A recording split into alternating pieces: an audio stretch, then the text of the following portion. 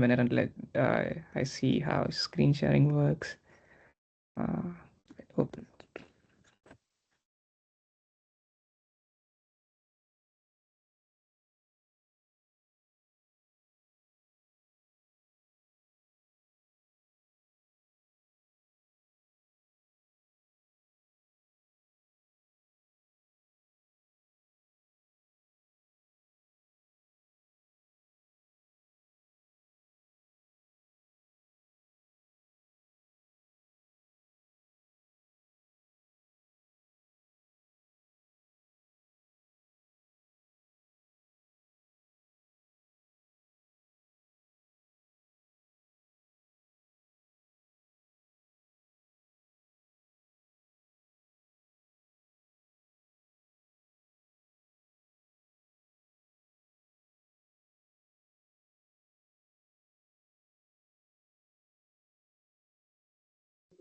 All right, until we get started, let me try and entertain all of you. Maxim, how are you doing, man? You're looking like Mate, Dr. Doom. he dominating all as always. Yeah, Gaurang comes back. yeah, Here and he's he back is. now. He's back now. Wow. Hey, Yeah, sorry about that. that's all good. I think I'm speaking to Max. I was commenting on his Marvel get up, basically. Mr. Dr. Doom here. Okay, perfect. Yeah. Hey guys, if I'm good to go, I'll start. I've never used Teams, so I think that's why my Mac decided to. Jesus Christ. Anyway, I'm gonna share my screen. Just in case. See, I'm gonna share my whole screen actually, because it's easier. All right. Uh, Okay. So hey guys, first of all, hey there, thanks for inviting me. This is really nice. The whole Oxbridge-AI experience was phenomenal. So I thought it would be a good time to spend some time with everyone. I had a great time mentoring people, judging the startups. The level of startups out here is amazing. So I was just inspired. So I thought while I'm here in the UK, I would might as well give a masterclass. My background is something that I would start with. So I currently work at Amazon. I'm a senior technical program manager there, and I am also the founder of Football Paradise. Before that, I have worked on running another startup called Upraise, which failed. And I did try Football Paradise full time as well previously, so which also failed back then. And then essentially my career started in consulting. So I started out at EY. Most of my work experience is in the US. I've always worked in the US. I am based out of New York. My work at EY was primarily in technology consulting, so mainly for financial services, but my specialization was strategy consulting. I did that for 4 years, ran a couple of companies for 3 years, and then I've been at Amazon for almost 5 years now. Most of my experience as of today is as a tech entrepreneur, and my specialization is machine learning, so AI. So this fits really nicely, and I would love to give you some of my thoughts and experience as well. I've essentially divided this whole talk in like two phases. The first part of my start talk would be just telling you stories about what has happened as an entrepreneur, and the second half would be slightly more technical. It will be mainly around machine learning and the lessons that I have learned and how you can leverage them to building your own startup. Football Paradise was essentially a blog that I started when I was 18. I am, for context, I'm 35 now, so this is like 17 years of me running this. It's a football website, which is basically a publishing website in long form editorials. So think about football's intersection with fields like culture, politics, history, art. So most of this is highly erudite, real long form editorials. Think 1,000 to 2,000 words of pieces, which only passionate football fans would love reading.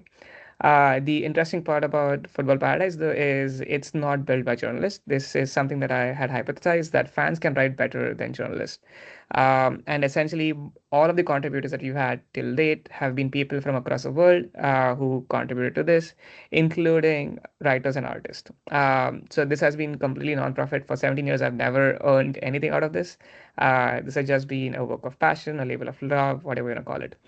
It's been a great experience doing this. It has opened doors for me where regular work would never have.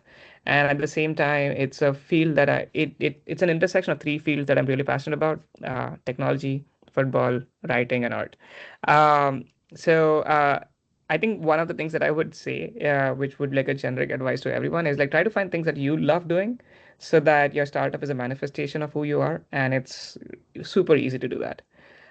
Anyway, so Football Paradise, when I say it failed from a financial perspective, but as a product, it did really well. So we won several international awards, one in the UK at Manchester, like at Old Trafford. We won the best international football blog, and at the same time, we've been nominated several times as top 10 among like thousands of blogs worldwide. Essentially, though, and apologies, I only got a couple of hours to work on this deck, so I have not made it into pristine quality. But I'll give you a story which I basically thought is relevant.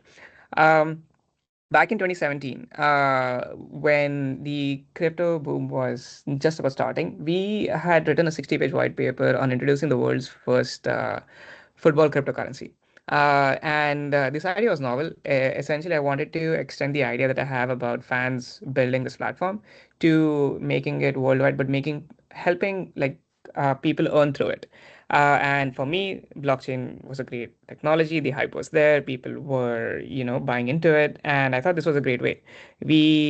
Parts of this is still confidential, but essentially we managed to raise like $1 million based on this. And I quit my job at EY in New York and I went to India along with my co-founder as well. And I made another person quit as well. So three of us tried to do this full time in India. And it was early 2018. We were very early to that game as well. Um, Brilliant idea. I thought it would work. Had like approvals from all of my mentors, the investors. We had everything going correctly until, one thing which I didn't factor for, which is like an external thing. India put a ban on cryptocurrency in Feb 2018. This is like right after I went to India. And this is something which I could not have predicted. However, one of the things that happened was obviously subsequently all of the investors pulled out. We lost all of our money, and then essentially what seemed to be like a failed safe bet with like 3 to 4 years of runway, uh, we faltered. Not just that, we then tried to obviously pivot. We tried to pivot, explore multiple avenues on how we could do this with little to no money, but it didn't work out. Essentially, this makes me bring to the next point where, I at one point of time we ran out of money, which is your personal savings, and that's Lexi in the photo. I basically asked a friend for a favor if I can sleep on his couch for 6 months and look for a job, because I feel like at some point of time when your entrepreneurial drive runs out, when a bank account runs out, when the product doesn't fulfill you in any way, you have to do something to keep going. So I did. I took the adult decisions. This is the point where you have to work through persistence and perseverance and see if it's worth it, right? Um, so anyway, for 6 months, I did this, applied for multiple jobs, and eventually ended up at Audible. I rejected Google because I wanted to go be on the East Coast, not on the West Coast, and then accepted Audible's offer. Uh, and I thought it's a great time to go back to work. I've had enough of the startup experience. I'm tired, and I just want to, I just want a paycheck. But anyway, again, things that I could not have predicted was the pandemic. When I went to India, because I'm an international, you have to go to India to get your visa stamped. So I obviously went to India to get my visa stamped. And while I was going back, uh, our prime minister essentially closed down the country. So I was stuck in India. There was nothing I can do. And then this essentially is from May. However, this is where they relax their travels. I was supposed to go back in early 2020. Uh, but if once I thought that they would relax and I have the green signal, Audible were like, hey, you know what? We'll support you. Come back. It's fine. It's not your fault. When I thought that I was going to go back in June, President Trump put a ban on immigrants. So again, this is like disaster after disaster, and I think this is not something which I had predicted. But again, it couldn't have worked out. There's nothing I could have done. And one of the only lessons that I want to give is the risk factor that you need to understand when you are actually running a startup. Um, Anyway, this is not a somber story because once that happened and when I was stuck in India, one of the things that I did do, which I feel was an output of me speaking with a lot of investors, making good relationships, was the fact that one of the investors in real estate space really liked me. And he said that I absolutely do not understand what you do in sports. I do not understand publishing, but I do understand real estate and I have an idea in real estate. I want to invest in you, but I don't want to invest in the idea that you have. If you're willing to, would you be open to something there? So, and it was the pandemic. I had nothing better to do. I didn't have money. And I thought the best use of my time was, to give this a shot. So back then, because most of us were stuck indoors, I thought that this would be a great opportunity for me to, hone my skills or apply my skills to something else. Maybe I was too biased towards Football Paradise or that space. So I took his idea. He wanted to build something in real estate, and I took it to another level where I said you could. So the hypothesis was most of the metropolitan cities have pain points of neighbors not knowing each other when they move to these high-rise buildings. Like for example, think about yourself in a building where, in an apartment where you do not know who your neighbors are, you don't know the new area, you've moved to new city, etc. So this was more about that. And we did have some market signals that this was a necessity because many immigrants, especially in India, because I was stuck in India back then, moved to, there are hotspots like Mumbai, Bangalore, Chennai, Delhi. These are the places where you'll find kids moving, especially early to mid 20s, early 30s, where they just got a new job, they want to start a new life, and they just want to build that social circle. So we built a platform which would enable them to not just, build a community, but also get all of their regular things done, like, pay utilities, bills, etc. So I tried this for like about, say, we raised pre-seed for like about 100K. We built the platform, we got it out. We tried to beta test it in like 3 to 4 uh, communities. However, the adoption wasn't there. So one of the problems which we felt was during this time period was the fact that for the real estate platform, we were too early in a different market space. The same idea 3 years later worked. There's a startup called MyGate in India, which actually does really well doing the exact same thing that we proposed, but we tried it 3 years earlier. So a few lessons that you can take from my failures. One is timing. You not only is the ecosystem, like the supporting ecosystem in the marketplace that you are in, has to be important. It is essentially the foundational requirement. Like think about doing cryptocurrency today as opposed to 7 years ago. 7 years ago was the right time. Today you'll find it really difficult to differentiate yourself from everyone else. Um, Similarly, trust is something that is a fundamental factor when you are actually engaging with users. Um, I'll get more into adaptive systems later on because that breaks into AI. But one of the things that I felt was, which I felt looking back was the right thing to do, was integrity. Where when I noticed that there were not enough, that the data is not backing up the hypothesis that we had, we decided to pause the project and return the money to the investors. While burning cash would have been a very easy thing to do, I felt at that point of time that was the right thing to do. And what has happened because of that is I've maintained investor relations. If I have to again reach out, I can do that. And at the same time, it's made me sleep well at night. Um, but anyway, so then once both of the startups didn't work, I and Audible also had withdrawn their offer. After I tried Appraise again for a year, it didn't work. I had reached out to Amazon because Amazon owns Audible, and it turns out that I basically had already cleared their interviews because Audible and Amazon are the same entity.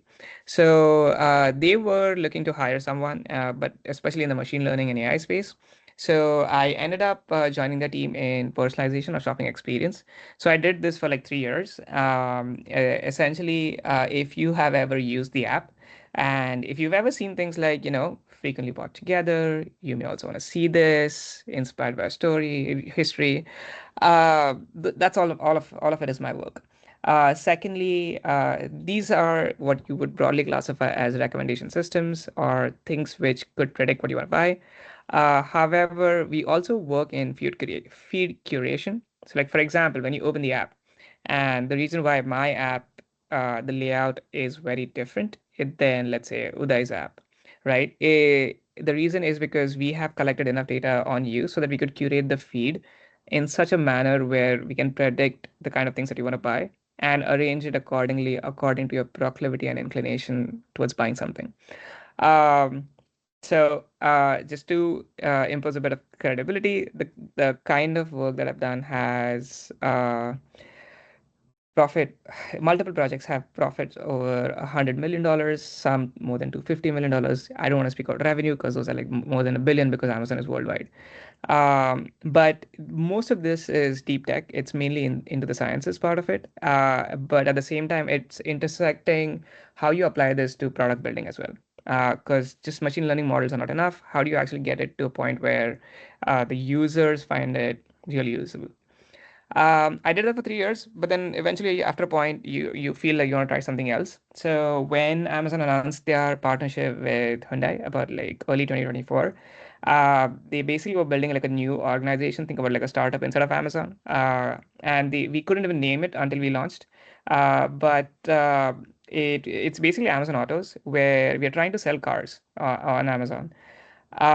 So we had a partnership with Hyundai where exclusively we were supposed to sell Hyundai cars, and we had to build an ecosystem where we could do this.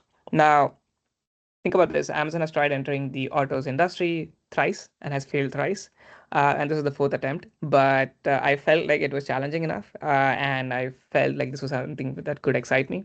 So I took it on. I joined this team and had the kind of exposure which I would not have had I stayed in my previous team. Mainly because buying cars is not the same as, let's say, buying a shampoo.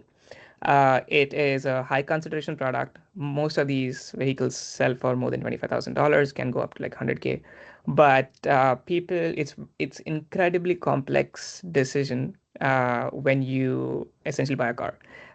Think about it this way: after buying a house, car is the most expensive thing that you're gonna buy. So how do you model user behaviors according to that, and how do you build a product which would do that? Secondly, because we don't do delivery with cars yet, most of the experience that we had to build was buy online, pick up in store. Just FYI, this is already launched in the US. We launched in December of last year with new cars exclusively with Hyundai. And essentially, once we launched in the US, we and with specifically with Hyundai, we then had the ability to sell used cars and used and certified pre-owned. So essentially, this enabled us the opportunity to go beyond Hyundai. We now, with respect to used and certified pre-owned cars, we can sell any other brand. With new cars, you're only selling Hyundai and Ford. Again, I'm being careful about the things that I can talk about because these are the only things that are public right now. Essentially, think about it this way: that not just buying the car is a complex decision. There are other facets to it which do not happen when you buy a regular thing. Like, for example, if you already own a car, do you want to trade in that car? So if you want to trade in a car, we have built the capability to evaluate that car. So that's part of the flow. Secondly, no one has $40,000 lying around. So most of them look for loans. So we had to build a system which would evaluate your credit score and provide you a loan accordingly. So we do have banking partners like Chase and multiple of them who evaluate your credit score and then personalize that credit score to you, that credit loan to you. Again, it is also personalized to your APR, your term length, and taxes and fees. So I can talk a lot about this, but I think that's not the point of this talk. So let me just push forward. But essentially, you can see a lot of things which where AI is applied here. Like for example, just think about it when you're buying for a car right out here. Let's say you're buying for a Hyundai Elantra. So when you search for a car, one of the things that happens is it has to be highly personalized to you. With which essentially means that if you are staying, I'll take a UK example, Shoreditch, the car has to be from a dealership in Shoreditch. So we have to understand location data. We have to understand how far it is from you. We also have to understand what are the things which are very specific to this car. Because think about the dealerships in your area, the cars that they sell, the attributes that those cars will have. And then when you look at the filters on the left hand side, those are also highly personalized to your search results. It will be very different for me versus someone else who's living, I don't know, in Soho, for example. So again, UK has a flat tax system, which is why this is super different as compared to the US, where every state has a different tax. So we had to build AI systems to accommodate for that as well. Um, anyway, essentially, I don't want to hone in too much on the corporate stuff because I feel like there are things that you need to take away from, and I feel there are few lessons that you can learn from at least the things that I've built. One, of course, is the fact that most of the tools. So some of the things that I've seen with the startups that have been built is you don't necessarily need to use AI. Like don't bring a machine gun to a sword fight, right? If you essentially can solve the problem really easily using simple math, just do it. You need to use AI where the problem space is incredibly complex and that decision making is really difficult for the end user. So if that is the case, that's an excellent way to spot if a problem is in present. Of course, uh, AI is the hype right now. So obviously, applied AI is massive at this point of time. But one of the things that you should focus on, apart from all of these large language models and automation, is to understand heavily on intent. Because understanding intent, the context of the intent, and user behavior, if you can combine all of these three together, that will bring you closer to building like decision making systems, which I think are invaluable. Oops. So obviously we've seen this happen where the first stage was simple prompts at ChatGPT. Like, you just ask a question, it used to retrieve some answer and give it back to you. It has gone a bit more complex with semantic reasoning, embeddings, and contextual comprehension, although it still is bad with respect to the context window that it has. But we now are at a point where even if that's the case, we are moving to a point where AI understands motivation and it actually takes some action, whether it's to plan, to reason, understand huge components of it, and move forward. So if you were to build something, think about it in four fundamental pillars, right? Uh, what kind of signals do you have? Do you have anything with respect to behaviors or users' preferences or constraints? And not just that, can you infer that some way? Uh, a layer above that would be understanding what you can take from that intent.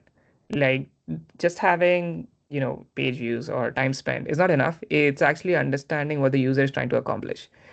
The third part of it is obviously understanding reasoning as to what is the best part to take the user forward. And the last one is action. You don't have to build across all four, but if you do across all four, that's good. Again, not expected. Try to focus on what the user wants. Uh, Again, in a product context, like I mentioned, you should observe the user, what they want to do, and you have to build a product around it. Because one of the major problems or other faults that I see most entrepreneurs do is they come with a conviction that this is what the users want to do, and then they just go about building that product and fail, in a spectacular fashion. And I've made that mistake, so it's not a bad thing to do. But I feel like, given the amount of data that you have today, given the amount of capabilities you have to measure data today, I think that you need to be more focused on understanding if you're building the right product. So again, take this with a pinch of salt because this is like my framework on how I evaluate what I want to build, and how I essentially build machine learning systems, whether it's at Amazon or my startup. But I think this applies to most B2C startups as well. Maybe to most B2B as well, but mainly for B2C. So it all starts with a signal.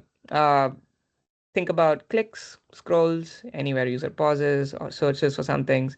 That essentially would reveal what a user wants. And it also reveals something about what the user is uncertain about. Your goal here is to identify which is the right KPI and to filter out noise because most of the signals are going to be bad.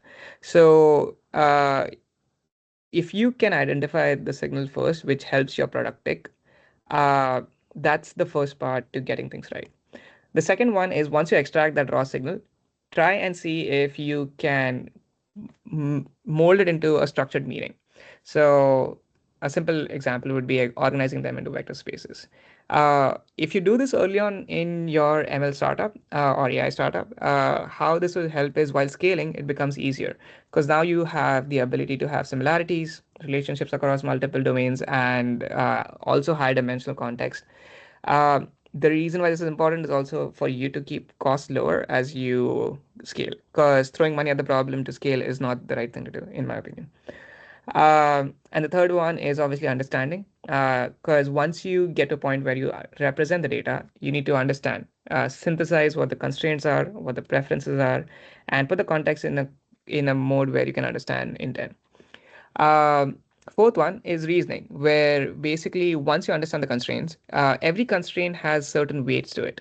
Some factors are more important than the other.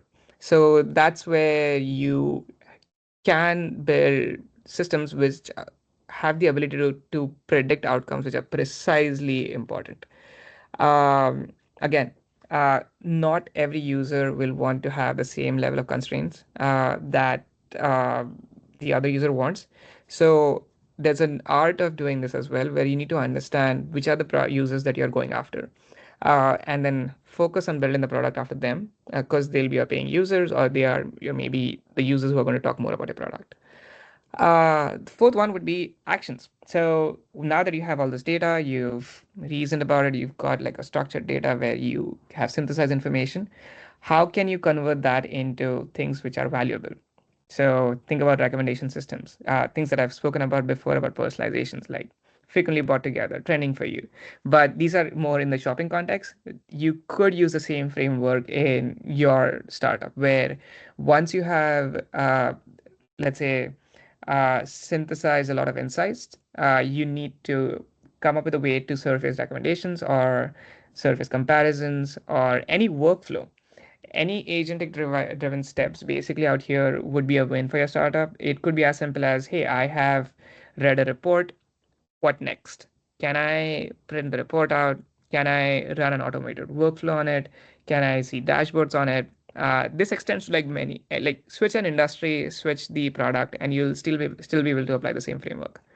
The last one is adaptation. So like for example, if your if your user workflow keeps on showing the same, like if you build everything until layer 5 and if you keep showing the same recommendations, and you're not getting any results, it is essentially a failed product. Part of it, part of how robust your system has to be is where there has to be a feedback loop, where based on the actions that the user does on your platform, and if your KPI is, let's say, sales or revenue, then your recommendation system needs to improve accordingly, or your ML system has to improve accordingly. In this context, if your feedback loop is not in place, your AI is as good as static. Because from a user context, I am looking at the same things, and it doesn't look like the system is smart. Um, and of course, the next part is to understand how useful has it been. Like, does it eventually understand, or does your product help the user achieve their goals? So you need to have a mechanism in place to evaluate usefulness, to evaluate if it's a reliable system, and to evaluate if it is trustworthy enough to do the same actions over and over again. Again, good way would be to have focus groups, qualitative metrics, but it is super important to have these as data points. Uh, and last point is, of course, safety. I think, uh, especially if you are a non-technical founder, you need to understand that AI can go wrong and horribly wrong. So one of the things which you need to be super careful about is to understand, uh, what level of data are you using, what are the harmful actions that your systems can do, and what is the line, where is the line that you can draw between privacy and productivity. So a classic example is, I don't know how many of you know the story, but this had happened at Target.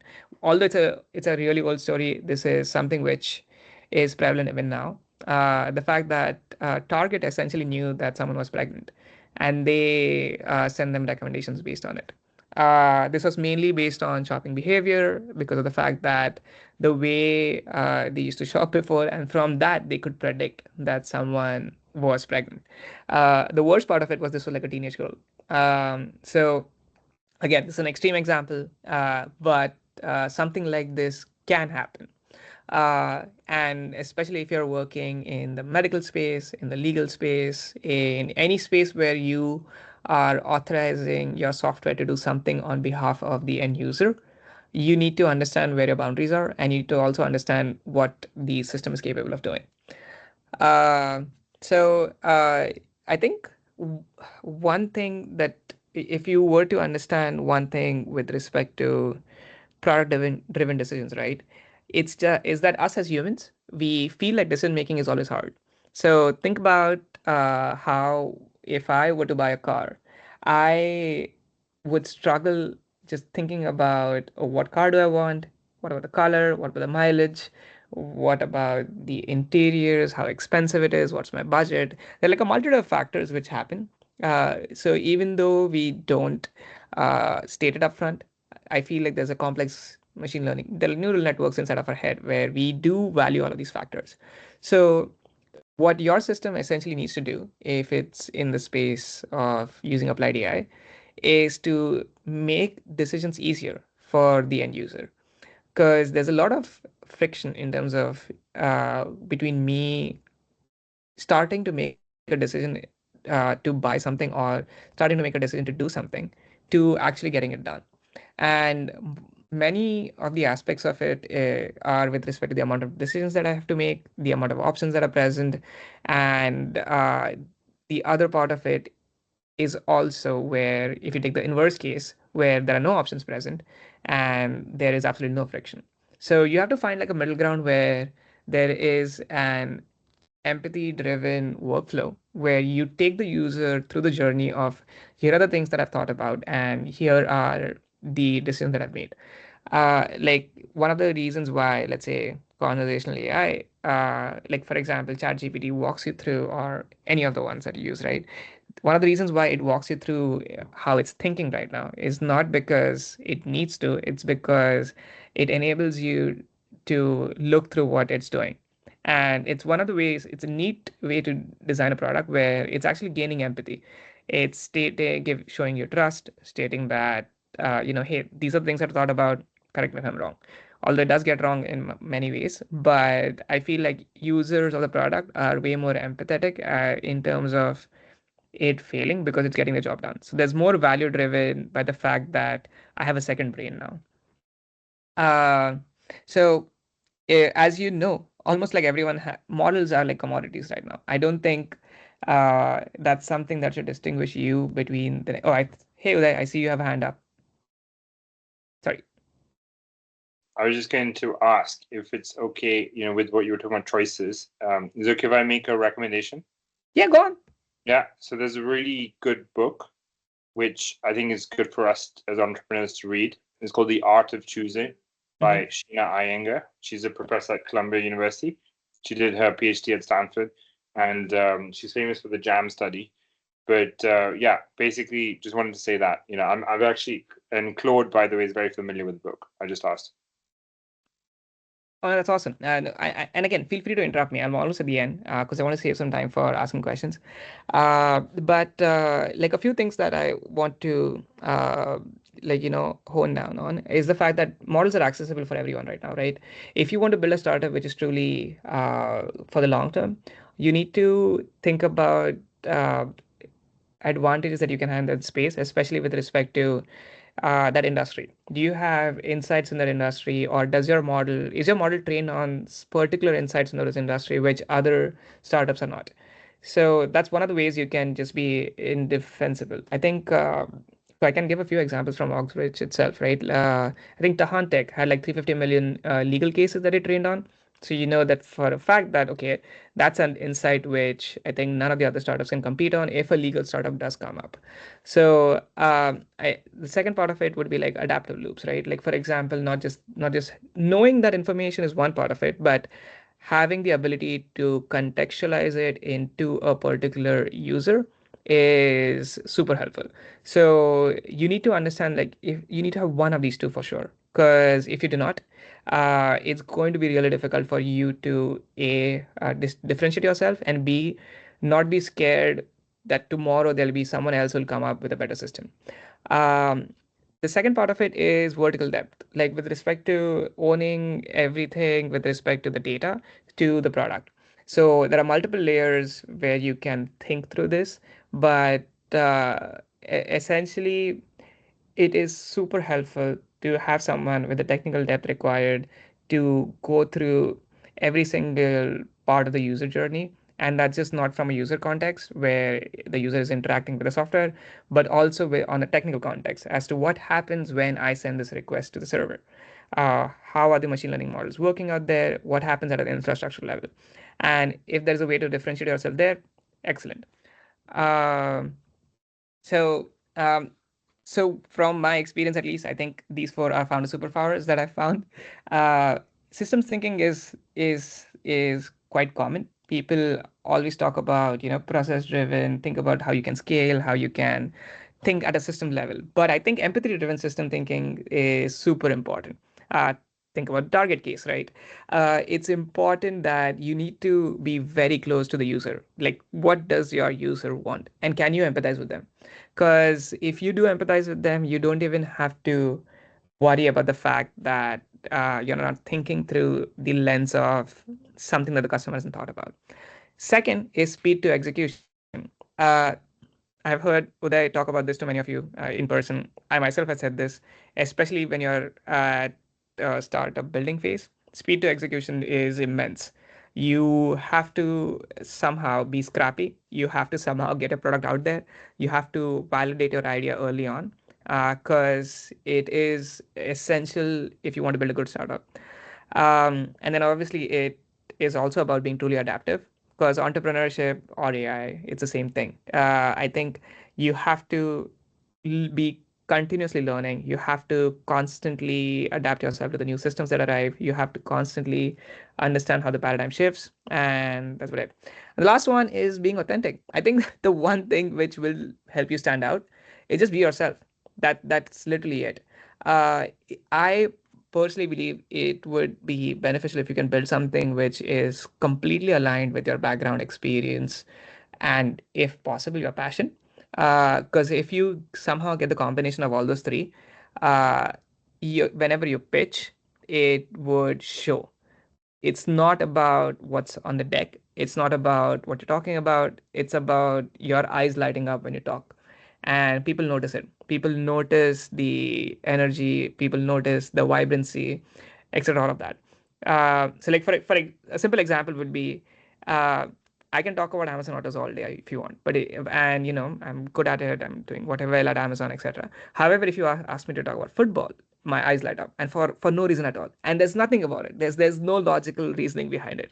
So, and it's the same thing. Just apply the same framework and deeply ask yourself the question as to, what is it, something that you're passionate about, and is there a way where you can intersect that where the tools available out there, the business models out there, AI today, and then build a product around it, and you'll be happy. And I think that's pretty much it. That's all I have for now. I've kept some time. I know I rushed through this. I'm happy to go back to any of the slides, but I've kept some time so I can talk through any questions that you have. I am happy to answer even any specific startup related questions if you have, but let me know. I just want to say that before anyone asks questions, please switch on your videos and introduce yourself. And the reason for this is trust is one of our core values in Oxbridge-AIx. Trust can't be built if people don't know who you are. And so really encourage anyone who has questions to really take advantage of Gaurang. Otherwise, I tend to have lots of questions for him, so I might push out as well.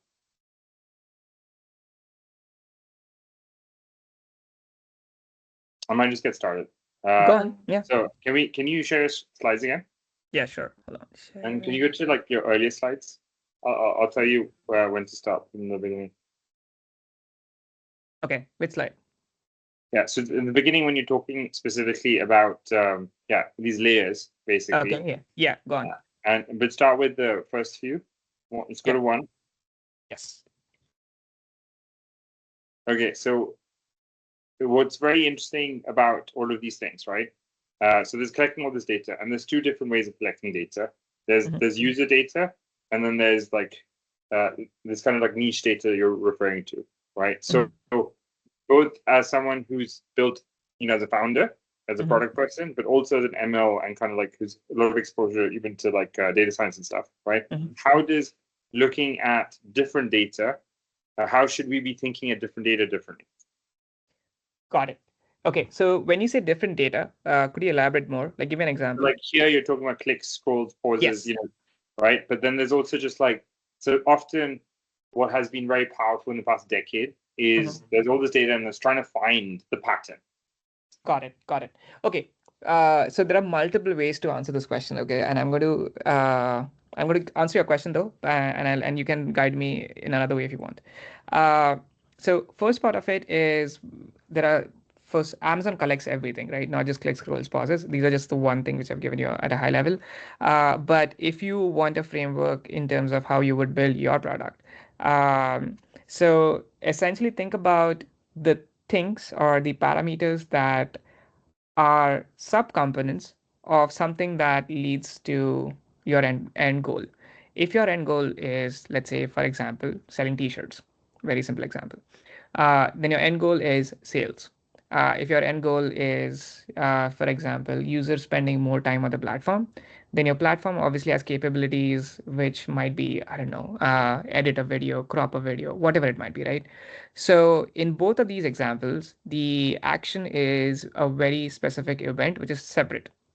Time spent would be a very different metric versus revenue.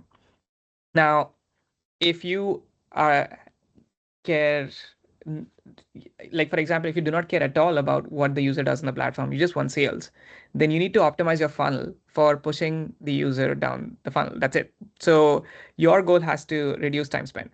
However, if you want the user to spend more time because you have a subscription model and you want them to leverage more features of your platform, then you need to create event-driven notifications for every single feature that you're building.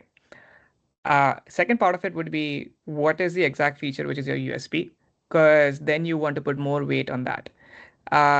However, take it with a pinch of salt, because I feel like as a startup founder, you need to not have any biases. Like for example, let's say there are ABC features that I'm developing. I think that A is the most important feature. But if the data tells me that C is the most important feature, I need to remodel. This is a good way to know if you want to pivot. Um, but do you want to go down more in that direction? Because then, let's say, for example, when you scale this upwards, as you have more data that are collected, if you structure the data correctly early on, it becomes super easy for you to run machine learning models at scale, and secondly, synthesize data as well. The third part of it is like, for example, things that you don't even think about. At what time does a user shop? Or at what time is the user using the product? Because you want to eventually build a product based on someone who is your typical user. Maybe he uses it after office hours at 7 p.m. So you'll see that pattern coming up. But that's where, again, the art of product building comes in. Can I also share, like, based on what you've just said, I don't know if you agree with this, but I think a lot of people I've noticed, especially last year, there's a lot of recommendations, even when it comes to like social media posting, what time of day, things like that. I always recommend people to think of it as a framework, as a concept, like you said, what time of day, right? But the actual best time of day is something that they need to discover. Yes.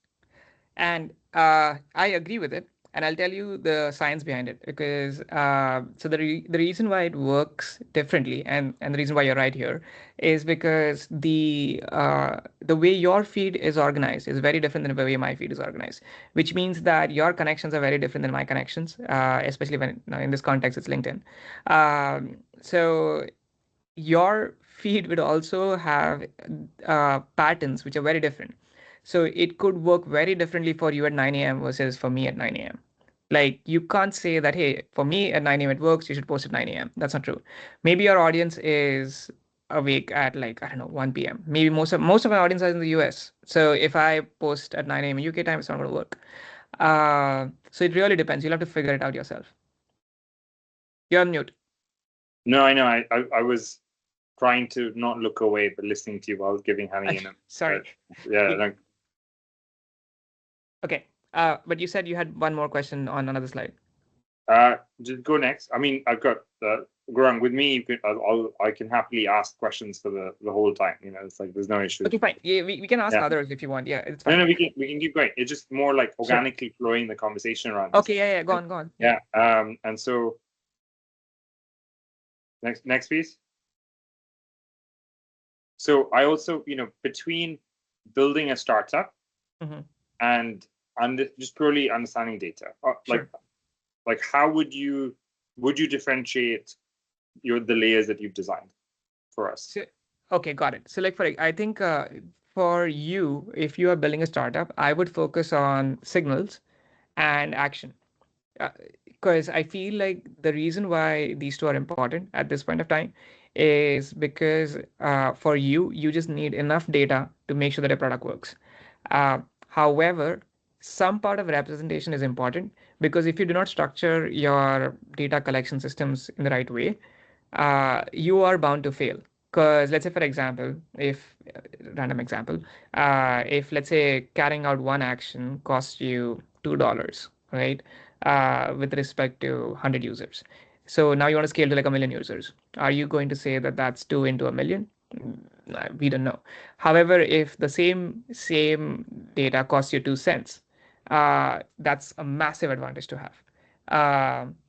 And I feel like having that technical context here is important. But again, if you do not have a technical co-founder, I would highly recommend getting advice from someone because it may not cost them a lot, but they can guide you in the right direction at least. I also, I think this is where you and might potentially contrast. I don't know, right?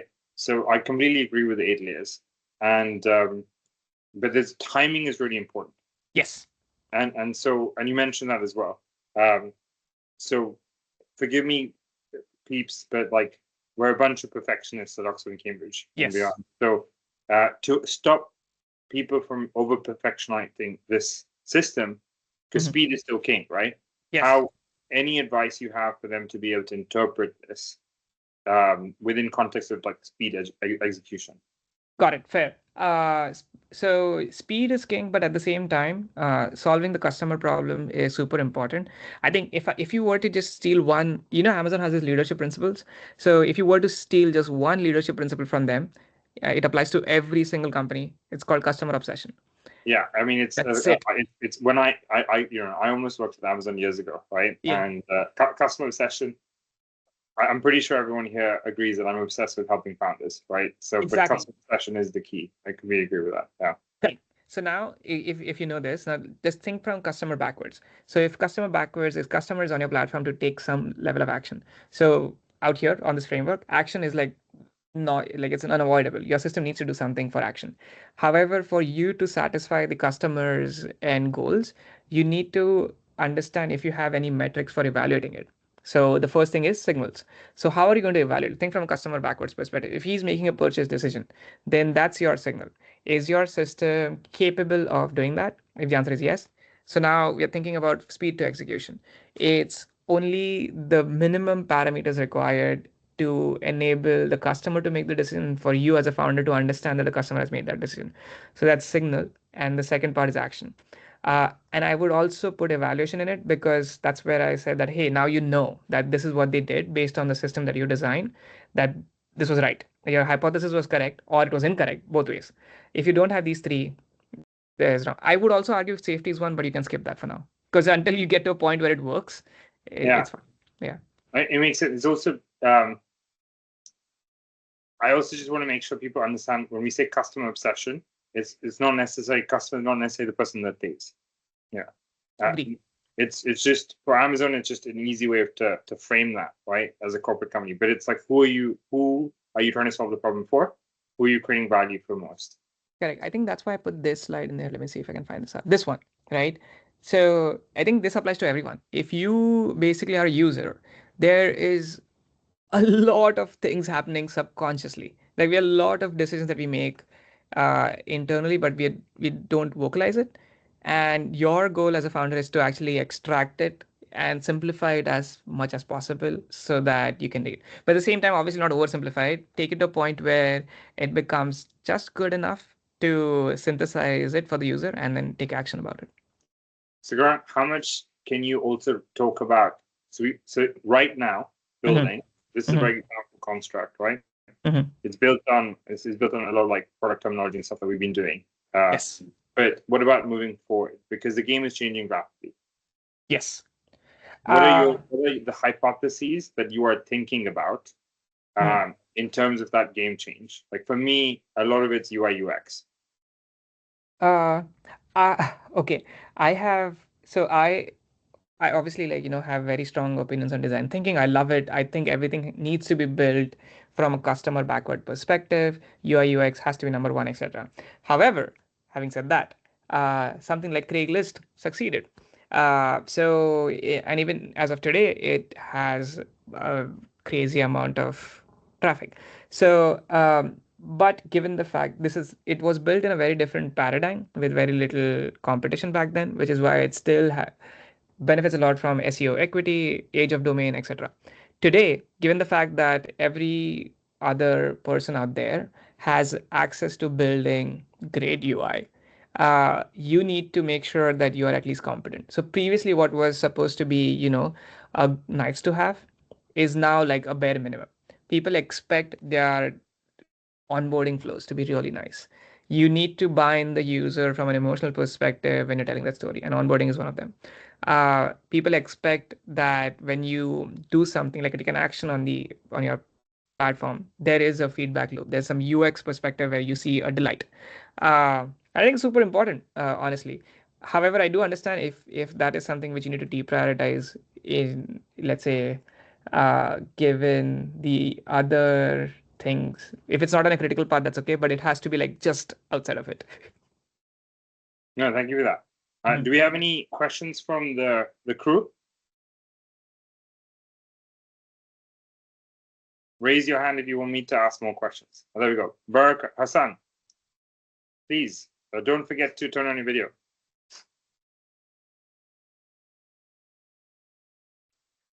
Yeah. So, hey, thank you very much for the talk. I'm Hassan. I am a student in Imperial and I'm building Rose, which is a conflict resolution tool for couples. And one of my question, I guess, is for the anonymization of data. So basically, I don't really know how to do it because during the conversations that they're gonna have, during the conflict that they're gonna have, they're gonna say each other's names. So how do you anonymize this? Because it's not just the signing and onboarding, it's also like the content of what's being said during the conversation. Got it. I don't know if that makes sense. Question, help me understand this. You are not supposed to know who your users are. So at what? So if I can chime in. Yeah. Okay, so obviously you heard of GDPR, right? You're going to Yes. be looking at this stuff. So fundamentally, you're not allowed to have data that can help you identify people. Correct. Yeah, but the reality is this is almost impossible. I think okay. So here's a question, because help me understand this better. I work in a very different marketplace. Even with GDPR, right? If your user data is encrypted, you do not have access to it at all. So users. You still cannot, even if it's encrypted, because it's not clear by this question, but maybe someone else in the group can answer it more effectively. But even if it's encrypted, if you're storing that data that can be unencrypted, that is potentially unacceptable. Got it. So in that case, okay, here's the thing. It should be personally identifiable information, right? PII, if that's the case. Now, which is basically my name, location, and what my education is, my job is, etc. So why do you want to know that? Secondly, the conversations on your app, which are happening between, let's say, I'm assuming peer to peer, aren't they supposed to be encrypted? You're not supposed to know what they're talking about. Does that make sense? Yeah, no, it does make sense. Yeah, I mean, this Uday, I don't know if you want to see your in mic yourself, but from what I understand as well, like adding on what Uday said earlier, so during the conflicts that they're gonna have, they're going to say each other's names, Sure. and this data will be stored because so basically we're mediating the conversation, so the AI will have to store it like to be able to answer in a more precise way, and it means that if this data can be encrypted, can be like this. Like if we can disencrypt it, I don't know if I said it right, but Got it. That's fine. Yeah. basically would have access to it if we wanted to, and this wouldn't be like Invasion of like privacy. the standards. Well, there's Especially two like things. One is you can have data, right? As long as you're transparent and you get people to, as far as GDPR, people are saying giving you consent, right? But what's also really important is so fundamentally, I think what Hassan is asking us is like, how can we simply clean data so it can remove identifying Got it. factors? So a And couple of this is quite normal stuff. I'm sure you've gone through some of the stuff.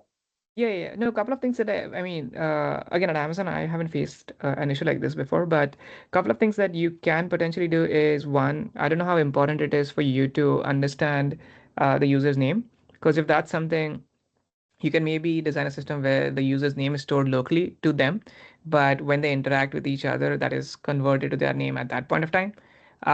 So you will never know their name from that perspective. Like on your system, it will always be encrypted. Second thing that I can think about is the fact that so this is conflict resolution between two entities or two people, people. and it could be conflict resolution on anything. It's conflict resolution on couples problem. So I'm doing like AI couples therapy. I mean, not Okay, supposed to say okay, that, got it. but yeah. Okay, got it. Uh, in which case the the couple. Okay, give Doesn't me make one. it more difficult. No, I understand, but I mean like both of the couples have bought into the platform. I'm assuming both of them need to consent to the fact that they're going to use this platform to mediate the conflict that both of them are having. Uh, yeah, I think anonymization at a local level is something that I think. Why do you need to know their name? No, I don't think he does. I think he just wants to make sure that No, okay. they're complying. No, I agree. Hear me out. My point is, if I as a couple have signed this up, I have a unique QR code which my girlfriend scans, and now we are linked. Both of us don't need to know each other's names.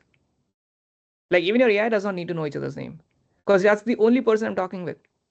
Hopefully, unless you are, unless you are designing it for a polyamorous relationship system. I don't know what your user hypothesis is, but if it's just one to one, then I think you don't need to know their names. I mean, definitely think that could be a really nice niche and it's very useful in polyamorous. Yeah, I would suggest even before you go there, I would suggest strongly think about what the customer problems are first, and who your audience is. That's it. But I think this should be easy. You talk to a lawyer. This should be a I mean, an already solved problem. Yeah, okay. Well, Yeah. thank you for the answer. Yeah, no worries. I would have, however, I've heard a couple of couple therapy startups before, not at Oxbridge, elsewhere. I think one of the problems that you need to be aware of, just as an advisory point, is the fact that when things go wrong, couples tend to not use the app. So the problems that are actually present are not on the app. So Thank Yeah, you. Thank you very much. Yeah. and you can't have Alexa turned on all the time. True. Unfortunately. Yeah. And Gaurang, trust me, Gaurang knows. I know. I don't work in Alexa. We don't listen to you. Yeah, Well, thank you very much for the advice. Yeah, no yeah. worries. Any more questions? Who's next? Hey guys, feel free to ask. Again, I'm not going to like break down your idea. If at all, I'm going to like try to help you out in any way possible, give And you if you advice. Yeah, and if you really don't want to switch on your video, you can ask in the chat. yeah, that's also fine. Yeah. But until more questions come up, I'm just gonna jam with you. Is that okay? Yeah, go on. Yeah. And the 6:30, by the way, the mark, that's just in case. Sometimes what happens with Q&A, it just keeps going. Yeah, Normally it's supposed to be like 50 minutes, like an hour long, but yeah. just in case. But no, I I think when it's also very interesting. I don't know how much you can share. Let's assume you can't share, but what Amazon's very quiet about AI. Yes. Why? Uh, Again, if you can't do that, don't worry. You can't say no, anything. So okay, hold on. Let me stop screen share. You don't need it. Do you need the slides anymore? Yeah. Okay, let's just add then. Hold on. How do you stop sharing? Okay. So I think again, it does not matter if I can share or not, because it's more about what I think versus what Amazon thinks. It doesn't matter. I personally think AI is not there yet. That's my point of view. I don't think we're close to what they call as AGI. Yeah. We are not there yet. Uh, Secondly, Amazon, you, and again, I'm going to get, is this recorded? Okay, fine. You don't have to say it. You don't have to say it. Don't worry. No, okay, no, from an I'm going innovation. to meet you for a drink after this anyway. So, like, hopefully. Yeah. From an innovation perspective, right? Amazon is never first to market. That's my point. In the nicest way possible. So if you, AWS. yeah, except AWS. So that's been the cash cow, right? So Yeah. if you think about it, Amazon is always conservative. They will always enter something based on data, and I think the signals are not there yet. Like for example, if you look at the kind of funding that OpenAI has raised, uh, it does not directly correlate to, from an accounting perspective, it does not correlate to the revenues that they're generating, and to expect that to translate, like remove all the hype about AI and just look at it from a accounting and financial statements perspective, it doesn't add up, right? And I think from that perspective, Amazon is very frugal.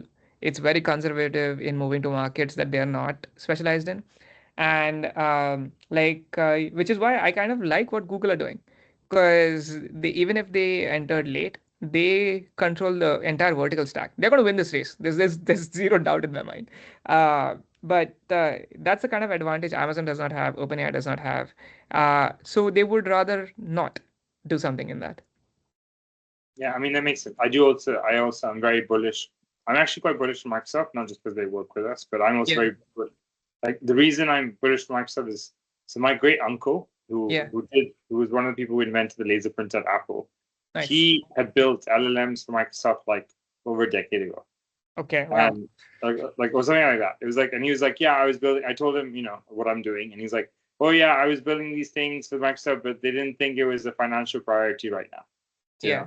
And so they were technically ahead of even DeepMind, Correct. Got it. But they're very, like you said, vertical stack, right? Yes. They've got horizontal and vertical stack, Microsoft, Correct. It's a very powerful machine they've created. 100%. Yeah. I also feel like Google is very, I mean, like Gemini 3 and, basically for us at university, Google is like if you want to stay in university but in corporate, go to Google. That's true. Yeah, I do agree with it. I also feel like, at some points you don't, because there's just so much pressure to do something of your own. You don't have to. Like, for example, right now I'm not technically doing something full time. Also, as I've shown, it's a very risky business. uh, but at the same time, I think like Oxbridge has the right ecosystem, because even if you fail, there are like so many options for you to, be okay. Like that's, I think, one of the biggest things that I noticed when I came here. But that wasn't true when I failed. I was like, yeah, no, I'm going to burn because of this. But however, now I feel like going forward, that's not the case. So if you're a student and if you know that you found a problem at this point of time and you know that you can build a solution, I would strongly leverage this, because the best time to fail is when you're early in your career. You have nothing to lose. Just do it. And that's when you learn the most, right? Yeah, It just 100%. compounds. It's Yeah. you don't even realize, all Correct. the different things that you've done that make a difference. I mean, what some of the stuff you were talking about earlier, like even like understanding decision fatigue. Yes. That is so important, Mhm. right? And even when you think of competition, I think yes, you could have lots of competitors in the market and all of that, but fundamentally, why you're trying to be unique is not for the sake of being unique. It is just to make that decision easier for someone, right? And if that uniqueness is a niche, so it's incredible how in the past like 2-3 years, me saying this stuff to people, I've understood it even better in different angles, right? So the uniqueness is less about defensibility from a purely like, oh, competition, whatever. It's like it gives you more 0 to 1. Correct. Because Correct. you find a niche to go after, they end up becoming your customers. That in itself creates defensibility. So I think the best example you can give here is so this is way back in business school that they had taught us that you get that. Just give me a minute. Someone's at the door.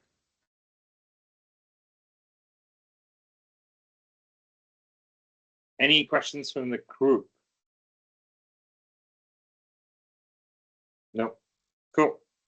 Hey, sorry. So I was saying that this is back in business school where they taught us that there are 3 ways to build a business.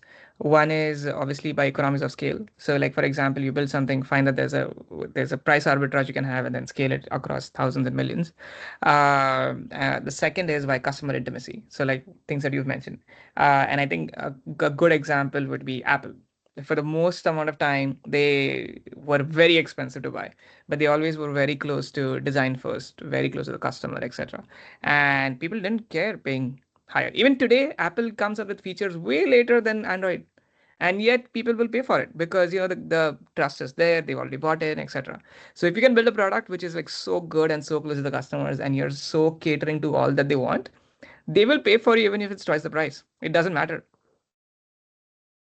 What kind of technologies are you hoping to come in 2026? I think AI wave will be there for a bit. Yeah. I mean, there's no question about it. I mean, because AI is not just about LLMs and stuff, right? Like you're talking about ML. I mean, I've been doing ML stuff since 2017. You've been doing it around 16, beyond that as well. But specifically, I think every year there's a theme. Yes. If you look at the past 3 years, right? What do you anticipate is going to be next year's theme? Oh, I think it's likely going to be around agentic AI. I think it might probably explode next year. Because the only issue that I have with agentic AI at this point of time is or in general, the whole AI space, is that it's growing too fast for human comprehension. And part of designing great products is to understand how users adapt to it. Uh, the problem is before you come to a point where the adoption curve is becoming too steep. So let's say, for example, there's a new thing X which has launched, and I missed it, and 3 months later Y launches. I no longer know X for me to empathize with Y, and it's growing too fast. But again, I don't know much in this space. So, I think I understand what you mean, and the reason why I think I understand what you mean is because, so sure, agentic AI will become more mainstream, is what you're saying. Yes. And what you're also saying. So for me, this year really was about UX innovation, right? But we haven't seen enough of it. So I'm anticipating that to really come in early 26. But it basically be like innovation of how you use agents, right? Got it. So it's like you've said, users not going to know how to relate to it, right? So it's going to be like a user basically just doesn't have to know what's in the box. Correct. So yes and no. So someone who can bridge the gap between agentic AI and making me feel like, hey, I know what I'm doing. Yeah. Those are the ones who are going to win basically. Cool. Yeah. I don't think robotics is there yet. I don't think AGI is there yet. I think we've just moved from like reasoning to just about scratching agentic AI. So that's going to happen. I don't. Mainstream market, right? So I need to say that because the crowd who's going to be watching this recorded and who's still with us, they see, because they are the early adopters. Yeah, makes sense. I can tell you that we are investing a lot in agentic AI. Yeah. So that's all I can say. Cool. Yeah. I mean, especially within certain sectors. Yes. That's all you need to do. Exactly. And I think like if you can have, I think Max has a question. I just close it. Yeah. Go on. Yeah, good evening, everyone, once again. And Gaurang, thank you very much for your masterclass. So my question is the following. For for new startups that want to raise capital at pre-seed stage, how to balance between, this innovative and visionary promises for VCs and angels to make them believe it's going to bring them X thousand, X 10,000 access, and technical feasibility and, desire of some approachable exit, for example, where to find this balance? Thank you. Okay, that's a great question, by the way. And as someone who's read pre-seed before, and seed, I'll tell you what my thoughts are. Because right now I'm on a very different plane and I'm thinking in a very different direction. Um, I would avoid raising money if possible. That's just my point of view. At any point of time. The only time you should raise money is when you do not have the expertise in that area. uh, B, you have an IP which is so good that you need to scale it 100x in 3 months and you can't physically do it. Or even if you pull everyone's resources, you can't do it. Uh, and C is when you have your startup in a position which is so healthy in terms of, let's say, the revenue numbers are there, the user numbers are there, that you control what the equity terms are. The worst time to go is to show them a dream and be like, hey, you know what, this is going to work. And they'll be like, but there's no proof about it. So while I'm willing to give you X amount of dollars, I would demand more equity. And that's not what you want, especially at pre-stage state.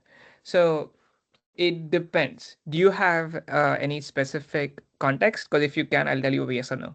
Or at least I'll give you my advice. It won't So be yes or let no. me do it so that Yeah.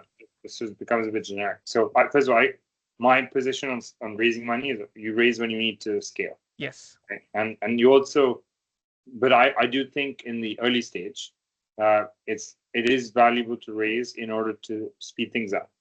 And that sometimes could be about getting expertise, right? But I personally think, I just have to say this, Gaurang, I hope you don't mind. I personally think that it's very important for you to do the work that Yes. shows you know what you're doing, right? Yes. So it's like, let's say in Max, I'm just gonna, obviously I know what Max does, but in Max's situation, classically he wants daily users, right? He wants engagement. There's certain metrics that he might be looking at. Right. He doesn't necessarily have to charge them, but he needs to show that there's people who are interested, right? Got it. And if he wants to charge them in a subscription model, this is not Max, but just generally, right? Yeah. If it could be, subscription is still very much the model that people try and use. If he wants to do that, he can find a way, especially thanks to Stripe, of being able to now allow escrow for anyone. Yes. You could show without having to take money away. You could basically show that people are willing to pay. And then you can use that to raise money, but you can also raise debt. That's so powerful about the Stripe tool, is that I can basically say there's 100,000 people who have all given me $1 each for this tool. I can't take this 100,000 right now because I haven't done the product, but I can go and get 80,000 from a invoicing company, and sort that out. So there's, or even go to the bank. But there's basically this option. I guess the question to be redefined is, if you have a strong team and you have a good idea, but in order to remain competitive, you need to act fast. Should you A, go to an accelerator or incubator, B, raise money, C, don't? Okay. So paraphrasing everything, I would first of all agree with the fact that you should build it yourself. Second part of it is, and again, you can take this advice with a pinch of salt, but that's how I evaluate people who I want to invest in. Is people don't invest in ideas; they invest in people. Like, for example, if I like you, I will invest in you, not in the idea. Like, my whole hypothesis is that I think that whatever vision you have is the right one, which is why I'm going to invest in you. I'm not investing in that idea, which is exactly, if you want to infer a lesson, think about the guy who invested in me. He said that I like you. I don't know if I believe in you. I'm going to invest in the fact that I like you.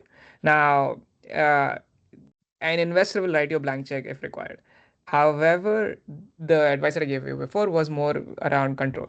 Now, to this point, I would do, if you want speed to market, I would go with an accelerator as opposed to an investor, unless it's a really nice investor who can. Do you know what SAFE is? SAFE agreements, Max? I mean, just No, in no, case. no, no. Yeah, Have no no one. idea. Sorry. It's like simple agreement for future equity. So essentially, let's say for example, you say, hey, you need 5K, I'm going to give you 5K, and then have a safe agreement. Whenever you raise money, whatever is the equivalent, it works for both the investor as well as the founders. So you can do that and be okay. Sometimes I think that's a smart thing to do. If you find a mentor, an angel investor, or whoever is in that space, tell him that, hey, I'm building this. If you're interested, can you give me 1K? I'll give you what, I'll sign a safe agreement with you. The reason why I say that is because, let's say, for example, if your startup does work with the conviction that you have, right? If it does work and you end up, let's say, raising 100K, that 1K with respect to 100K is nothing. So that person is going to end up getting 0.1% equity. It doesn't matter to you. However, for you, what you've got is you've got his skin in the game. Like, he's going to give you free advice now. So he's going to give free advice. He's going to be involved. He wants to make sure you win. So even when you go to raise money, he's going to help you raise money. So you have to be very smart about it, and you have to be very smart about who you raise from, why are you raising it from, etc. All of that. Accelerators are generally a safe bet because they already have the network, the infrastructure, and they gave you favorable terms upfront. Again, depends on which accelerator, but most do. Uday is the best person to ask for which accelerator. So. Yeah, I mean, thank you for that. I'm happy to talk about accelerators all day long. For those who are from Cambridge, I'm going to be doing a shout out about this tomorrow. But Cambridge Start program deadline is 12th.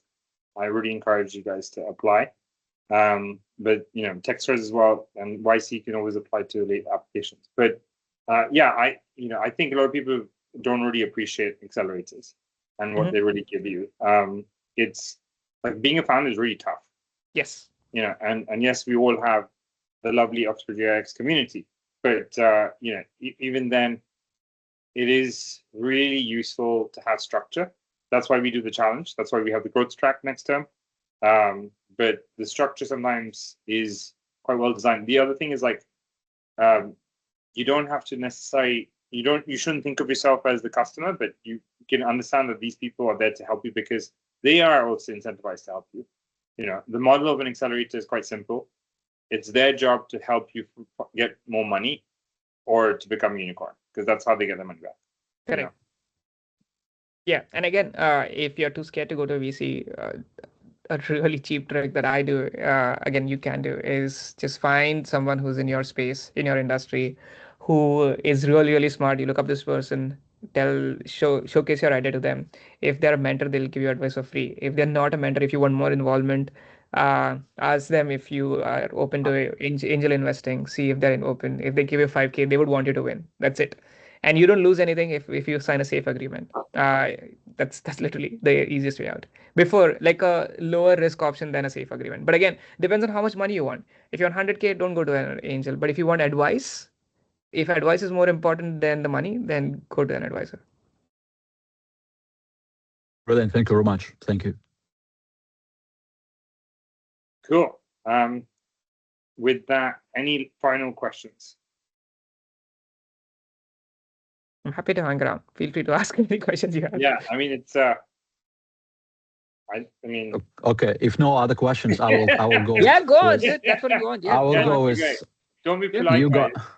Yeah. Yes, you guys have some time to think about your questions. So let's add some context to my situation, right? Yes, Imagine please. there is me Yes. bootstrapping for 6 months, right? Having 140 pounds on my bank account, having team of 4 or 5 members, more or less, half of which are being fed with promises of us getting some funds soon. So I will at least give them some money, because otherwise these people can't go to internships or get some jobs or anything that will cover their living costs, So I need just some money, to pay on a date with a wonderful girl, for example, I meet in Oxford, or to just send to people I work with, like we need money to exist, right? So what to do in this situation? Just to build, maybe I do not need them that desperately. Were you there for the talk? Were you there for the talk right now?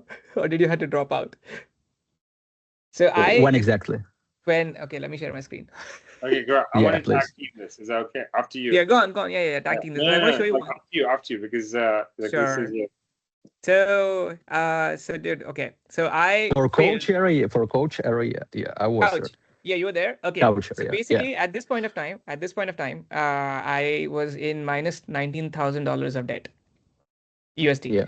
And then when I got this offer, it was about $24,000. And when they put this ban and this ban, it went to like 35,000 US dollars. Yeah. So so it's harsh. And the answer is it's still, I mean, you were still richer than me at that point. So my point is, yeah, minus $35,000, dude. So my point being, I completely empathize with you, probably more than anyone else. But the the point is, from the problem that you're trying to solve, from a product perspective, the market doesn't care. As simple as Yeah, that, I agree. right? Absolutely, yeah. And markets are highly efficient in weeding out bad ideas. So you have to like zoom out and be like, hey, is this a bad idea? I don't know what your idea is, by the way. I'm not saying that. And again, more than anything else, it's just been 5 months. I have been bootstrapping my startup for 17 years. So trust me, it's fine. It's okay. It's all right. I'm not saying you should do it for 17 years, but I'm saying that it's fine. If you have real conviction in that idea, I would suggest raising money to pay off people is not the right way to do it. You need to have the right framework as to, let's say, for example, you have certain milestones in terms of you're building a product, there's a POC, you have paying customers, or you have a waitlist of customers, either of those, right? If you have that kind of proof, then you can go to an investor and be like, hey, you know what, this is what it is. I need X amount of money to go to the next stage. Maybe that's 5K. It'll help me increase what's called as a runway for the next 3 months. So is that the situation? If it's not the situation, I would want you to model it into that situation, because then you can ask people for money. As of now, you don't have the chips. So at least organize your board such that you can ask for it. So Sorry. I have a slightly different lens, right? Mhm. And I mean, but the foundation is quite similar. Um, I've lived once in my life. I lived on $5 a day, and once in my life I lived on €2 a day. I sold my furniture in my flat twice to keep the company alive, right? And something that people don't tell you, if you stay alive for 3 to 4 years, VCs look at you different. Because the main reason why people die, like startups, as in startups die, is because the team disappears and goes away.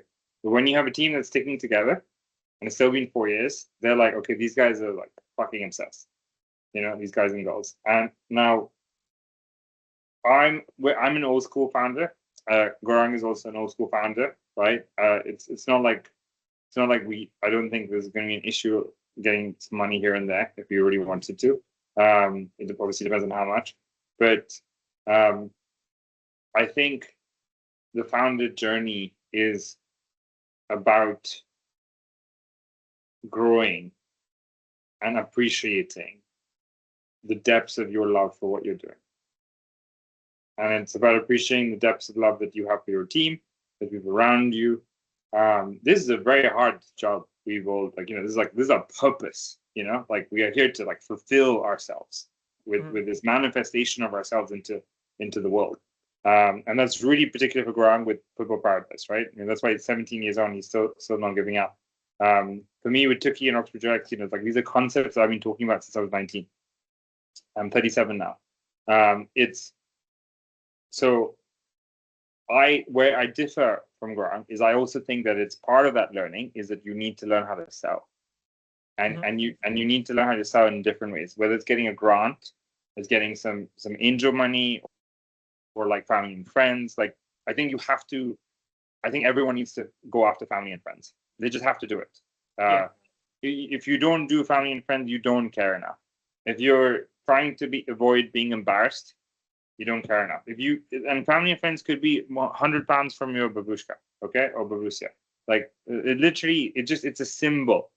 It's a symbol that you are convinced enough that you will take someone else's money because you believe you will return it, with value.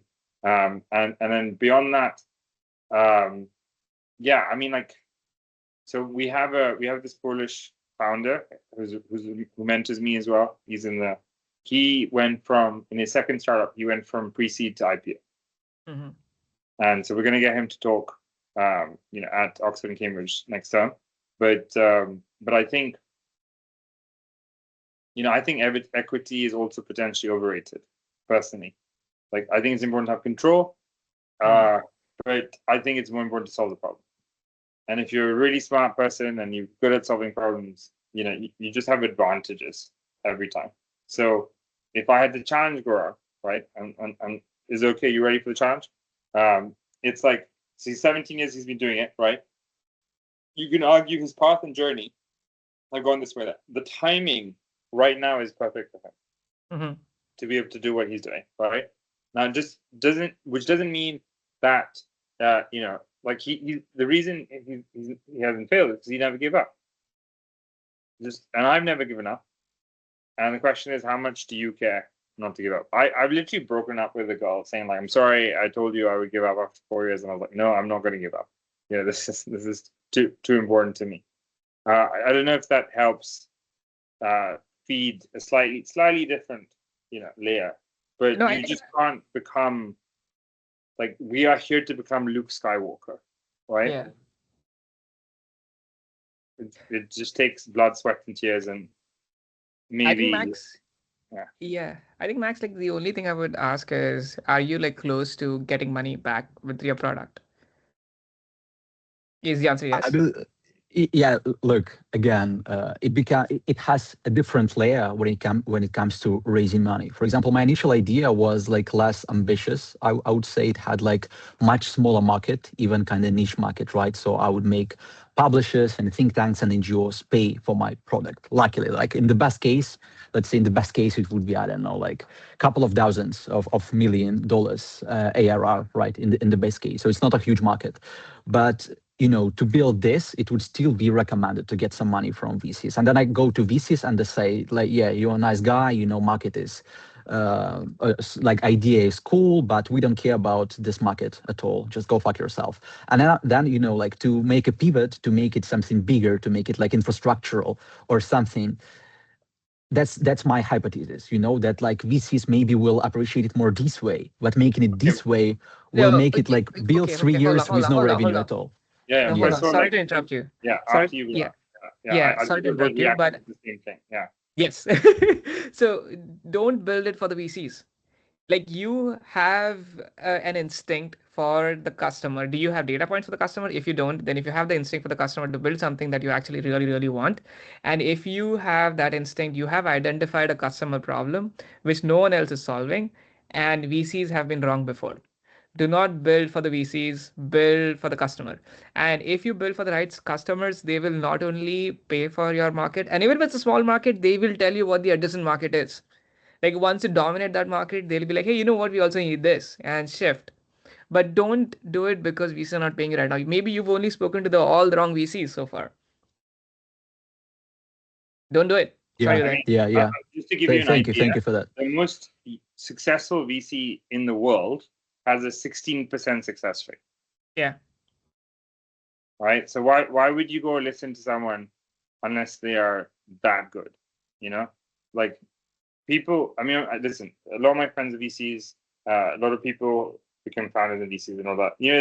There's like, one of the favorite people who influenced me when I was in the Bay was this guy called Terry Optendike, and he sees 3,000. He's retired now, I think. Also was a professor at Berkeley, Stanford guy. He retired after 50 years of reading 3,000 decks a year and only investing in 4, right? And so, like, each year. So he's really good at being able to like pick out the business model that's going to work, But right now, like, you just have to keep making happen, like, you just like it. You're not. So with the team. So the thing that we didn't say, Gaurang, to Max, is like, so, like, I've had teammates who just, some things were just important to them, and you just can't do anything about it. As much as you love them and you want to build something with them, you just can't help with the fact that they need security. Maybe, maybe their boyfriend is putting pressure on them. to join them, or like there's other pressures, like you can't judge people for having to do what they think they need to do for themselves, but like finding the right team also for the right time is very important, and you can't always expect your team to be with you forever. You have to become good at rebuilding teams. So go for it. Just one thing. I think spot on. And I just want to give you an ancillary example. So my co-founder, there were two people who got in, right? One co-founder who quit with me from the US, went to India, and the other one who was from West Bengal, he came to Mumbai. So the other one didn't stay with us. But the one who quit from India, he was dating someone in Miami, Florida. But after the startup wasn't kind of working in like year two, I told him that, you know what, I don't mind if the startup doesn't work right now. I would hate it if your relationship with your girlfriend, goes down the drain. So I asked him to, go back and work from the US. So this was back in 2019, right? And I continued, like he was working in the US and I continued. I was telling Uday the other day, I went to Singapore, I went to UK, I went to Israel, I went everywhere to raise funds, right? However, what happened was like, even today, he's still with me. Like he's still with me. The other one's left, but the fact is, it already, like my problem is now I know, like through thick and through thin, I know who's going to be with me tomorrow. If I have to either raise money or quit, I know he's going to quit. I don't even have to question myself. So part of it is also understanding which of your co-founders, unfortunately, are in it because they also believe in the product as much as you do, and if they don't, then again, I'm not saying you shouldn't pay them, you should 100% pay them, etc., all of that, but you need to find people who have that kind of conviction. You need to find people who have that kind of drive, and those who actually do care it. Yeah, I'll give you my CTO, who's actually like, so I have 4 situations, and I realized this year working with Francisco. You have there's a co-founder, and the co-founder is the person who is 100% dedicated to the cause, like you are, 100% dedicated. Then you have a business partner who is 99% dedicated to the cause, but that 1% is fuckload. It's like exponential scale. That 1% makes a massive difference. Then you have a C-suite who is 80% dedicated on the cause. So they'll still work weekends and stuff, but it's just like, and then you have an employee, right? Now, George was my business partner, my CTO, and now I call him my co-founder. He didn't start the business with me, but he's just given a lot, And there have been times like he's got a kid now. Maybe I shouldn't be talking about this, but his life is different, and he's very clear with me. But he's still there, And when I need him, he's there, right? And I work because I care about him and I care about my team. I'm building the business around my team's needs as well, right? But never at the expense of the business. Like I can bring in other technical people, anytime. George has no problem. Like he gets to see higher. And what's also quite powerful is, people get excited by different things, and you also need to understand, just like when you do sales, who really is saying what. So is it your co-founder's partner, mother, grandmother? Who is influencing them when they speak? These are things that are important to understand, so you can then give them the opportunity to feel empathized with. So I've definitely been in a situation where one of my co-founders' partner was not happy with them having given up a big salary, and in a few months' time, he didn't even last 3 months because the pressure is one of the things, And it's so. I think Gaurang and I at Stanford, we learned. Did you get taught like how to choose your wife and husband? No. No. Okay. Yeah. Yeah. No. It was basically like, we're risk takers. Find someone with security. And funny enough, like I've been on barely any dates this year, guys, and just like it's been like focused on work, survival, and just enjoying the experience. But last year I had never been on more dates with lawyers in my life. Like, and suddenly and it's like a lawyer who's not beginning their career, but like lawyers who are like been there for a bit. They were suddenly like, yeah, I need something more exciting in my life.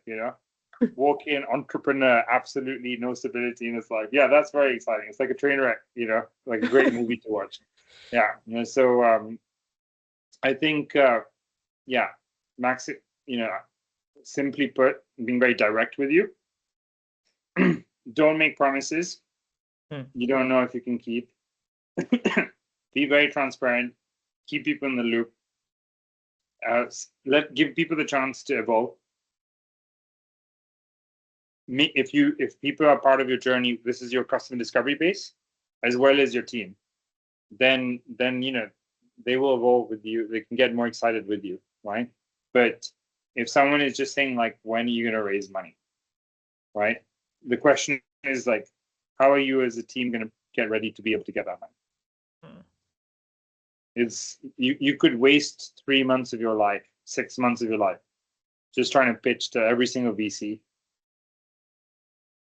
and it won't change the fact that you haven't worked on the product if that's all you did.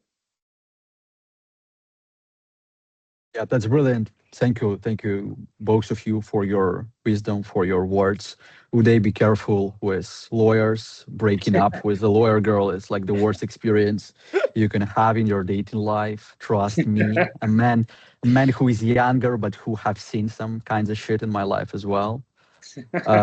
So yeah, thank you very much for your words.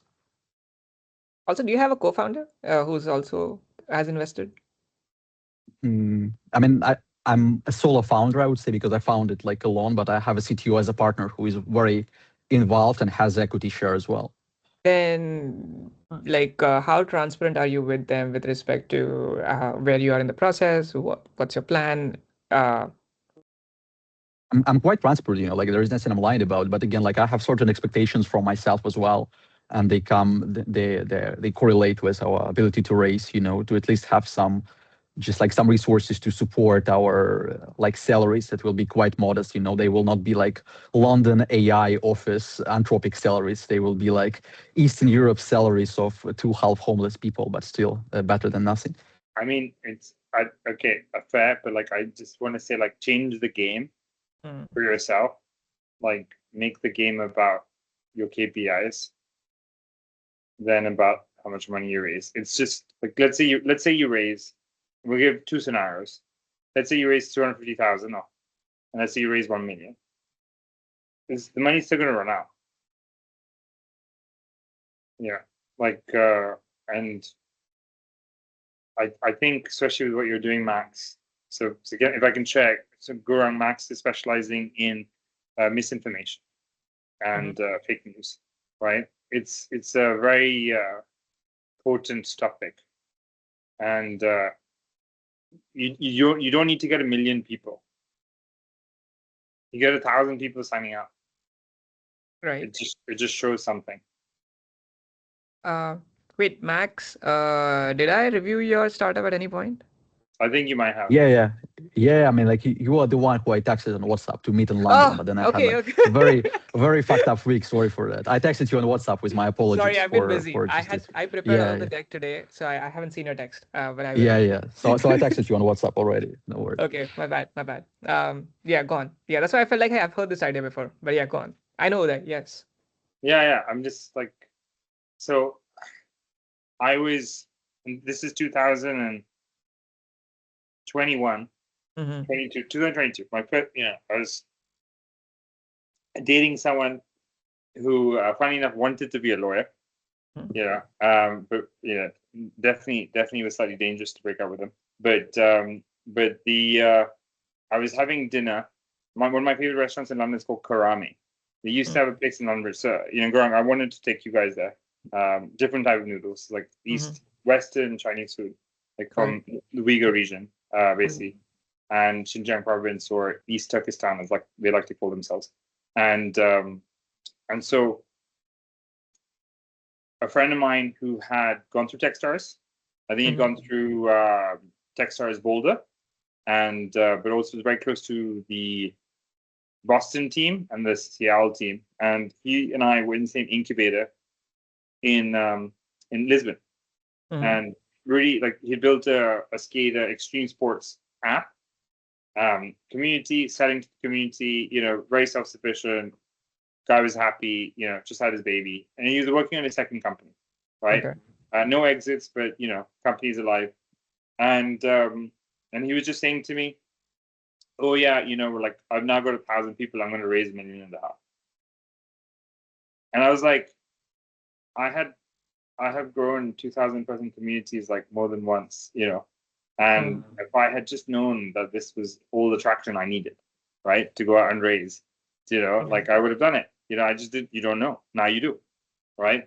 And so how hard is it to get 1,000 people to be like, I care about fake news? Now, I'm not saying necessarily go after 1,000 and that you only have to do that, but I'm just saying, like, make the game about what matters to your business. Yeah. I think on the Zoom call, I had said something about this. Like, I work in this space, like, because I have thought a lot about this particular problem in terms of misinformation, fake news, etc. I think it's a great problem to solve, and I am really passionate about it. I'm just scared about that space, which is why I don't want to touch it, because I know for a fact that, again, it's very political, but I feel like there's a lot of different entities who want to control what goes out in the media. So coming up with a startup which actually identifies what is really true is the scary part for me. I want it. I would love it. I just fear for whoever comes up with it. That's all. There's a game. I'll say this in Maxwell. There's a professor at Cambridge, a really interesting book he's written, but he created a game that teaches you how to manipulate people with fake news, and it's done to then help you recognize fake news. Nice. So it's very interesting. It's funny. I just saw a very funny pattern amongst the 8 people left with us right now, and I think we should let people go. 6 of them have one of their names written starting with the letter M. Sorry, my brain works like just like all the pattern. Like, Matrix shows itself. Be careful. Yeah. But with that, Gaurang, is it okay if we let everyone go? Enjoy the rest of their Monday evening. Yeah, please go on. Yeah, I mean, if there's any more questions, I'm happy to allow for one more question. But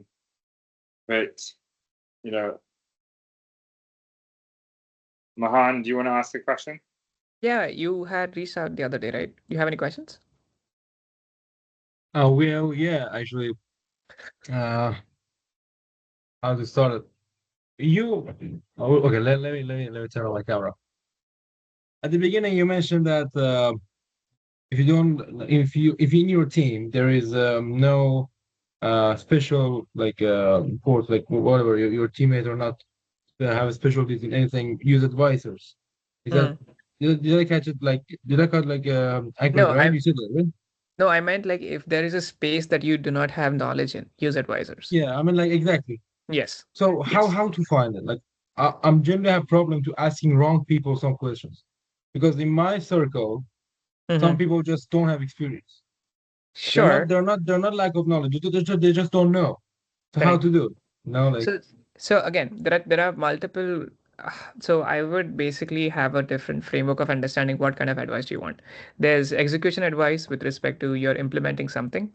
When I say implementing, not software engineering related. I meant implementing as in whether it's putting a sales process in place, whether it is marketing, whether it's advertising, whether it's legal, whatever it is, right? I see. Within that, Even law, right? Even legal advice, yeah, sure. So within that, if you need advice, you can actually go to someone and ask for advice. That would specifically be about execution. Then there is something with respect to, let's say, vision, where you want to think how you're thinking about 3, 4, 5 years down the line.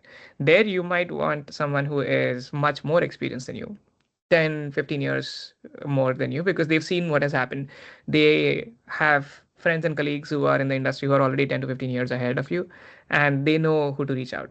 Now, your circle obviously will probably have better people. I mean, let's say better programmers, better people who are at social media, better people who are at marketing, advertising, all of that, right? Yeah. But they may not necessarily have the best advice in terms of how do you structure your whole company? How would you think about the long-term implications of something? How do you design your product? How have you thought about anything? All of these things, which are basically something which a new kid, you will have the conviction, for sure about what you're building for. But how do you structure that? You might need advisors. So again, it depends on whether you're looking for execution I mean, advice or in my case, I yes, use like just artificial intelligence. I mean, like the past 12 months, me and my a friend, we were working on a Luma based ticket shop, online ticket shop platform for Persian communities, and everything that I was doing, especially legal advice, I used ChatGPT, I sure, used like Gemini, and like Perplexity, and like the new AI that just came out. sure. So I didn't necessarily ask people. I used like everything that I had for that. Right. So Is it still a problem? Or in yes. case of validity, like some infos are not valid. I know it. It's not a problem until you become big, right? It's not a problem until you run into your first lawsuit. So I would 100% like the moment you start making money and the moment you start using people's private data, that's where I'll start being careful. Um, yeah. And again, even if you ask ChatGPT, do you have lawyer friends? Actually, yeah, Ben. So run it through them. But again, I mean, their advice 12 is months not ago, I didn't have one. So okay, fair. But I'm saying again, those are not exactly that's not exactly legal. If your product is mature enough, which is like almost out to the market yet or almost there yet, then I would see if you can get legal advisor and Yeah, I have mean, some, yeah, I would also, sorry, Gaurang, just to yeah, build on what you're please, saying. yeah, So, I mean, I really recommend everyone do this Udacity course by Steve Blank on entrepreneurship. Gives you structure. I think what's very interesting with what you're trying to build, uh, Mahan, is like, you're trying to help the Iranian community. And so you have Iranians actually are quite nice at helping each other as well. And so you need to go out and speak customer discovery. I always like to encourage others to customer discovery. So like if you go and speak to 200 Iranians and you ask them, who else is interesting, introduce me to more people, that creates your network of people to help you. yeah, that's exactly what we did, and it worked. So Yeah. yeah, But like yeah, connection, like talking, engagement. Why not? so advisors, like, it's good to get advisors, but you don't have to necessarily give advisors equity. It's also very good to like build a relationship. So Yes, exactly. you don't need to make them advisor or mentor right like that. You just just have a coffee, get to know yeah. them, take time. I have many mentors who basically are equity free mentors, and you should totally seek them. And Just how? like If I may ask, like, how to say, like in events, in like you go to people, you just like there's first of all, you don't know who's valuable, right? You shouldn't judge people. yes. You start speaking to someone, you talk to them, you ask them, is there to meet something. You can allocate an X amount of your time to, you can call it research, you can call it like self-learning. But I would also just be very aware of what it is that you know and what it is that you can control. And I would really like specialize in what you can control. And that momentum will also help you get access to more people. I mean, in the meetings, I mean, like Oxbridge-AI, I've been attend, I mean, of course, as a helper, volunteer. I met her because I'm really interested in, for example, healthcare industry. I met her like a woman, and I couldn't, of course, ask lots of questions. I said, "Can I book a session with you anytime you want?" Like, I think that's how it worked for me. Yeah, I mean, And I yeah, think around, I'm pretty sure it's same for you, right? I think cold calling or sending out cold LinkedIn messages, you're or getting email. yeah, but just never lie. Never lie. Never pretend to be something you're not. Um, Whoever is a student on this call, like I know you are, Mahan, Yes. it's the most useful reality. I think the most valuable part of being a student, if you're an entrepreneur, is the fact that you can just say you're a student. People Yeah. have time for students. Yeah, like That was Also, just to add to that, right? Like I've I've been a mentor for a lot of people, and people who are students. Sometimes for them, not entrepreneurship related, software engineering related. They just want to like break into the tech industry. It's difficult. So I have not. I'm not going to gain anything. There's no equity in that. It's an individual, right? But the interesting part that I've seen about these people is that they are just more willing to learn. So it's more, and again, I'm sure there are more people like me out there, right? Which means that they do understand where you are in your journey and they will give advice accordingly. Like, for example, I'm not going to directly ask you to build a complex machine learning model if you don't even know anything on machine learning, right? That's the angle. So it's more like, oh, I'll start with, do you know the building blocks of how ML works? And then once you know that, we'll like build it from there. Similarly, whichever mentor you're seeking, then they've seen plenty of you before, so they Yeah, know how to give good advice. I see. I mean, thank you so much. We appreciate it. And thanks, Uday, for this further description. And yeah, and that's all. Can I reach you on LinkedIn if I have further question? I mean, like, I got you, like, personal account. Me or Um, Uday? yeah, of course, Uday didn't accept my connection, so I'm waiting for it. But you, Yeah. I um, mean, this is open to everyone out here. I think. Yeah. I didn't. Yeah, it's not. I mean, like, I don't think people realize how dyslexic I am. That's something to. Yeah. We're gonna say bye. We're gonna say bye. But thanks everyone for joining us, and Yeah. thank you, Gaurang. It's been fantastic. We haven't done this in a month, so Okay. I think it was really powerful, and I really appreciate your time. So everyone, let's ask Gaurang to come back. Hopefully, he'll decide to make London his own. Let's see what Yeah. happens. But thanks, Uday, and thanks everyone. This was really thank you nice. so much. All right. Thank you. So, Thank you very much. Yeah. have a good day. Take care of Bye. yourself. Cheers.